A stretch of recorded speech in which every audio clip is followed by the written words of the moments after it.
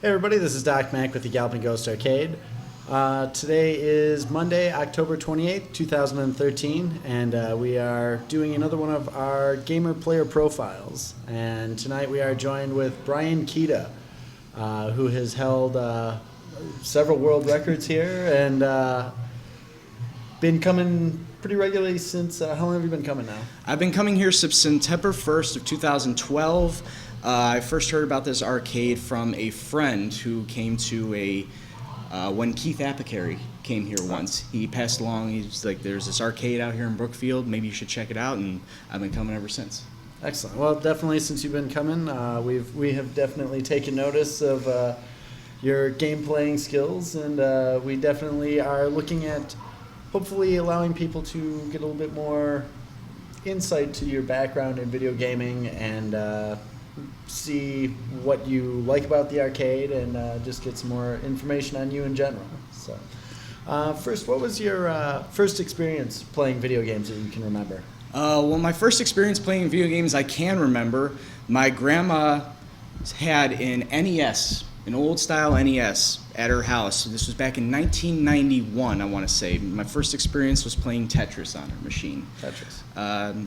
She got the console originally for my dad and my uncle, who liked video games at the time as well. They owned Atari 2600, original Magnavox Odyssey as well, and passed it down to myself and my cousins this NES. And Tetris, I remember being the first big game that I was hooked onto, and then it grew. The library grew to Super Mario Brothers 1, Duck Hunt, and Super Mario Bros. 3, Legend of Zelda, Metroid. You just kept buying these games for myself and my cousins, and we just got hooked on video games from that NES. Excellent. What about arcades? Did you, when you were younger, did you frequent many arcades? When I was younger, not so much. Actually, my first experience with an arcade machine was on a vacation trip up to Wisconsin Dells. One of the little lesser known hotels out there had a little mini arcade, what you call it. They had 2 claw machines and then one stand-up cabinet. To this day is still my favorite of the Mortal Kombat games, Mortal Kombat 2. Excellent game. And I remember playing this and remember all the violence and the blood and the gore, and as a little 7-year-old kid, it's like, ooh, this is awesome, I want to keep doing this. And that's what eventually got me hooked onto arcade games. And there's this, actually, I might as well go into this story as well, since there's a place by my house called Haunted Trails. Sure. Out in Burbank, as I live in Oak Lawn, is a little short ride away.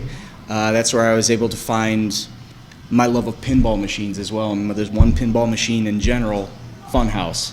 Funhouse, everyone crowded around Funhouse, just loved playing it. Just Rudy taunting you every now and then, just really got you going, really wanted you to get the high score there. And that's one of the big things that I remember at Haunted Trails, just trying to go after the high score after Funhouse. What else did you play at Haunted Trails? Oh, I'm trying to remember. I can't really remember all that much from Haunted Trails, but there was another arcade out in Chicago Ridge. It was a little arcade in Chicago Ridge Mall called Aladdin's Castle. Yes. And as I grew older, it went away from the Pac-Mans and the Donkey Kongs, and I started getting a little more into the fighting game scene with Soul Calibur and Mortal Kombat as well, and that's really where I frequented more often during my teenage years. Yeah. Cool. And you've just named a bunch of games that obviously have a pretty good meaning to you. But what are some of your favorite games? Consoles or arcade? So let's start with console. As far as consoles, yes, I do love a wide variety, but one that has remained constant is the Legend of Zelda series, specifically Link to the Past and Ocarina of Time. It's really gotten to the point where I've done everything Ocarina of Time. I keep trying to challenge myself with speed runs and 3-heart runs, starting the game with 3 hearts and ending it with 3 hearts, see how far I can go. As far as arcade games go, I've always loved racing games. So Pole Position was right up there, Rally X, World Rally, especially. I'd love going after the pole position record when I came here. When I first started coming here, that was one of the first games I was drawn to. Yeah. The Pac-Man, yeah, Donkey Kong aside, yes, I love those, but pole position was the one thing I was drawn to. Yeah. And then it just grew from there. And I remember when you were first started coming in, you were. Oh, sorry, Turbo as well. Turbo was another one that I was drawn to because of it was like pole position, but a lot more challenging. For sure. Great game. Great game. Yes, it is. Can you tell me a little bit about your? And again, you have submitted a lot of high scores here with us to the Arcade scoreboard. Do you remember what your first world record was that you set here?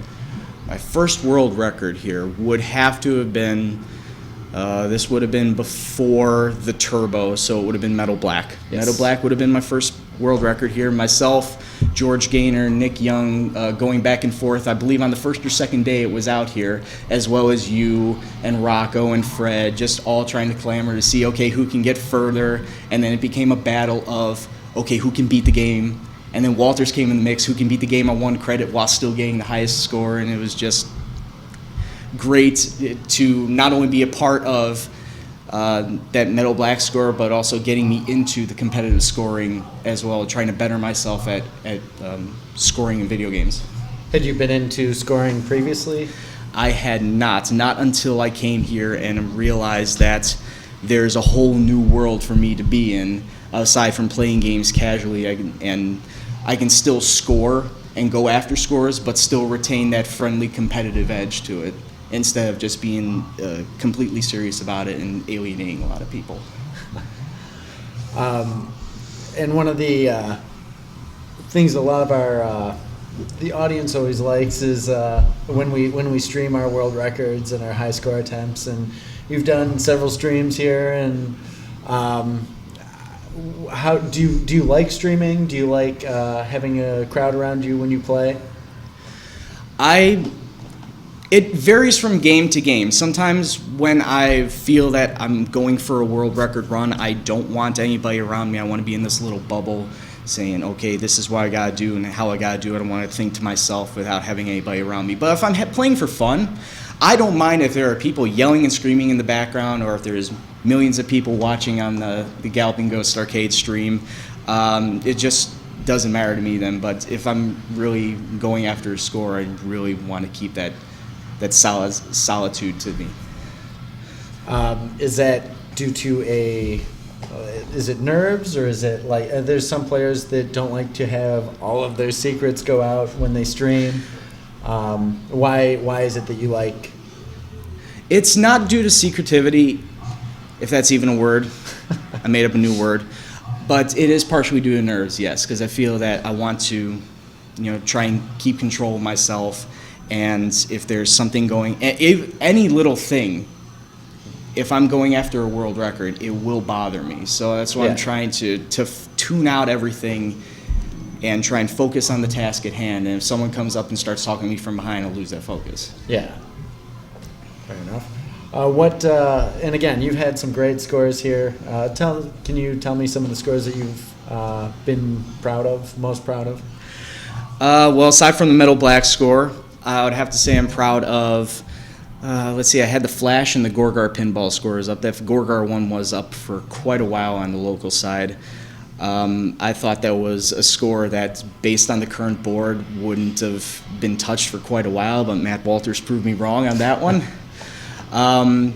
Not a lot of other world records that I can say I was proud of. Oh, Cruisin' World. I should say Cruisin' World. Myself and Brian Tongate, going back and forth on that one, just trying to better ourselves. I've never met the guy in person, but for him to put up a score that he did and to challenge me to push it, beat it, and then him to take it back as well, just drives me on further, wanting me to actually take it back again, as difficult as it looks like from what he put up.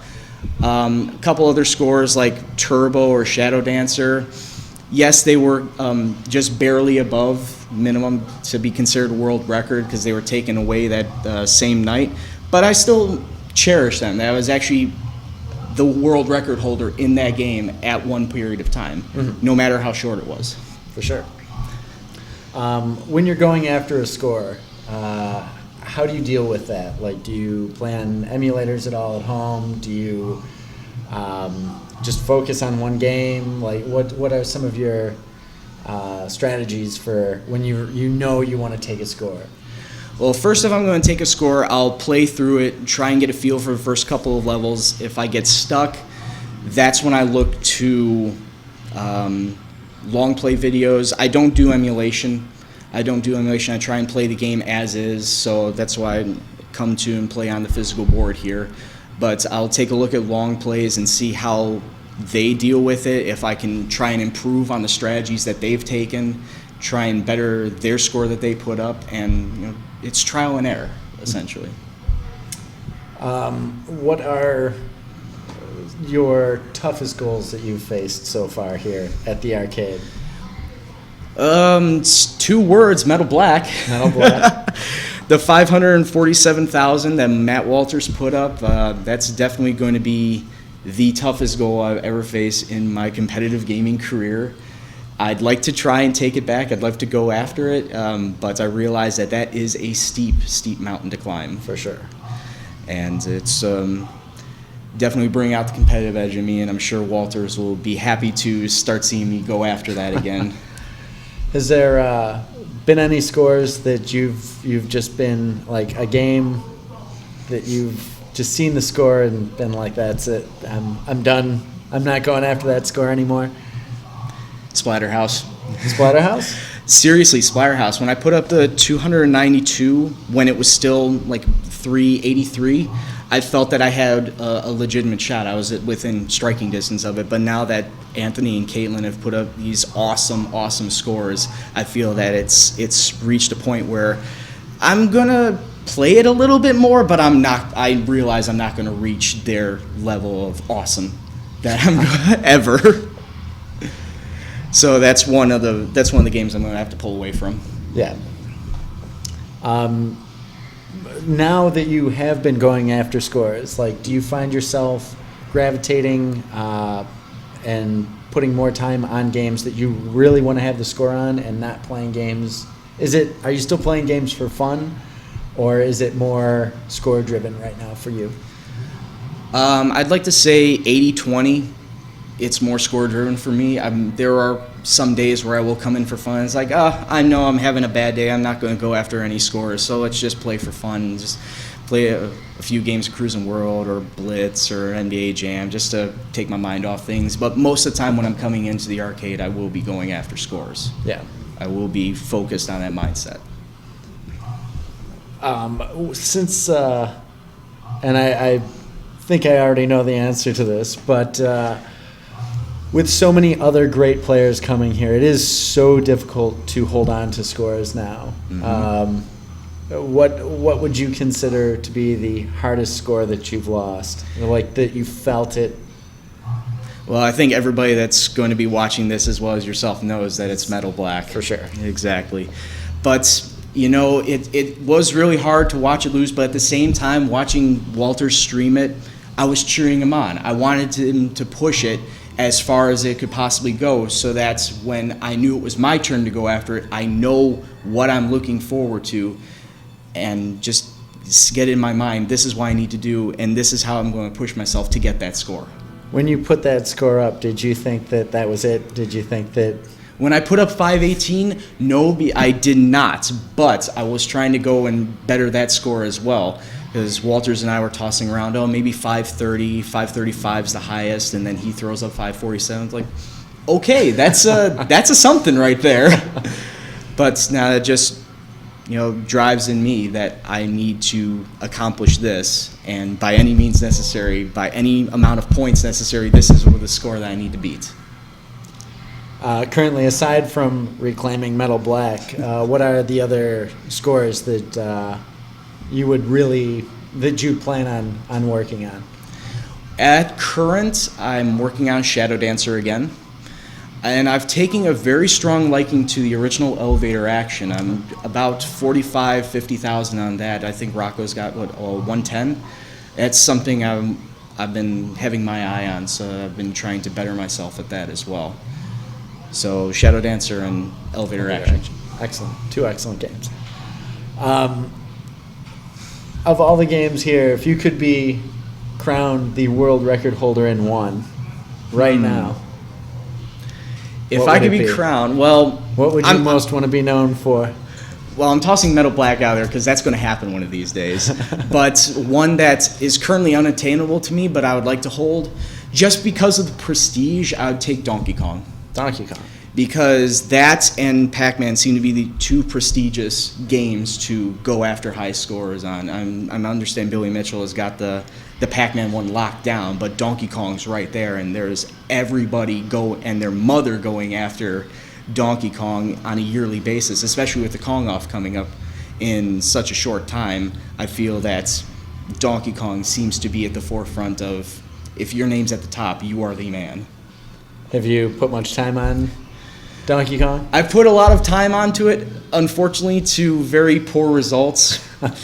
I can't say I've cracked 100,000 on it, but it's a work in progress. And obviously, again, you've been coming here for a while, and you've been out to a lot of our events and streaming events and podcasts. Since you've been coming here, what are some of your favorite experiences and events that have happened here at the Galloping Ghost Arcade? Well, definitely the one that stuck out to me is the fight night, when you brought Daniel Pacina and John Parrish and Dr. Phillip on here the back in February. That one, just to meet my childhood idols from Mortal Kombat 2 way back in the day, just to meet them in person was just thrilling for me. It was an exhilarating experience to actually talk with them, shake their hands, pose with them, take pictures with them. It was awesome. And again, you said MK was one of your favorite arcade games growing up, so definitely very understandable. And we have another Shang Tsung's Fight Night coming up that we'll be announcing pretty soon. I'm glad to hear that. For sure, for sure. Is there anything that you, video game-wise, would like the people that come here to know about, like either how you play or the games that you like, or even the arcade itself? Like, well, anybody that's anybody needs to know that if you are a video game fanatic and can't get enough of arcade games, come on down to Galloping Ghost, because they have a lot of things up your alley. Even if it's not up your alley, if you like a few games that's, like Pac-Man or Donkey Kong, that's fine. But then you have all these other games surrounding it, and that could draw you and allure you to play these games. And it's just such a great haven of the old gaming classics that anyone young and old can easily get into. And especially for the old-time gamers, it was bring back memories of the old arcade scene that you brought in here with all these games that you have around. I appreciate that. You're welcome. So, yeah, we definitely, again, very happy to have you out here and have you as now one of our year members. And yeah, we've been very happy watching you play here as well. So it's very much appreciated that you keep coming in and putting up the scores that you put up. Well, it's greatly appreciated hearing that from you, Doc. Thank you very much. So I guess that'll wrap it up. Thanks everybody for watching. Again, this is Doc Mack from the Galloping Ghost Arcade out in Brookfield, Illinois. And we've been joined here tonight by Brian Kita. Hopefully everybody has learned a little bit more about his video gaming habits. And hopefully we'll see you around the arcade. Thanks very much. Peace out.